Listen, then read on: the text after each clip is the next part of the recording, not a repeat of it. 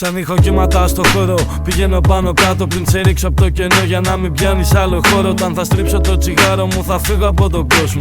Θα μπω μέσα σε αυτό που όλο φοβάσαι, μ' αγαπώ αυτό το κόλπο. Μη με ρωτάς αν το έχω πάντα στην τσέπη μου κι είναι βαρύ σαν όπλο. Κοκκινό μάτι, το χάπι, κάπου στο ράφι. Πριν κουμπωθώ να θυμηθώ σαν πρέπει να κάνω το βράδυ. Σκέψεις μου τρυπάνε το κεφάλι και έχω άγχη με ένα πόνο μες στο στήθος και ένα κόμπο στο στομάχι. Η μουσική μας είναι σαν τρυπάκι που σου σκάει και σε βάζει στη μάχη.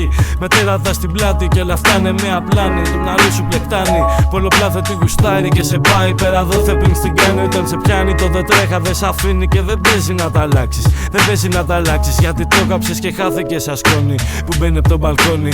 Φτάνει στα πνευμόνια μου, επιτά στο αίμα μου και τελικά φτάνει να με ναρκώνει. Κι ας ήξερα ποιες είναι οι αποφάσεις μου πάλι θα με αγχώνει. Η επόμενη μέρα που ξημερώνει, στο τέλος θα το δεις είμαστε μόνοι. Να πίνουμε τις σκέψεις σε χαρτάκια στο σαλόνι και πέφτει στην τρύπα ενώ το ίδιο σου το σώμα σε σπρώχνει. Πάλι καλά που φάγα κάτι να μην μ' αγχώνει. Καμία από τις πράξεις σου κι είπες πως με πληγώνει. Ενώ με κόβεις με το ξηράφημα να ξέρεις το νεκρό δεν το σκοτώνεις. Θα σου λέγα κι άλλα αλλά το ξέρω πως θυμώνεις. Οπότε ας μην τα λέμε καν και μη στραβώνεις. Οι μέρες μας δεν είναι ίδιες, μα ούτε κι εγώ και το ξέρω ότι δεν πρόκειται να βρω αυτά που θέλω τέτοια ώρα που πήγα σε αυτό το μέρος. Μα θα κατέβω και θα σας χαιρετώ. Δεν θέλω το χέρι σου για να βγω από το βυθό. Όπως πήγα θα βγω κι άμα δεν βγω μπορεί να είναι για καλό, για καλό, για καλό, για καλό.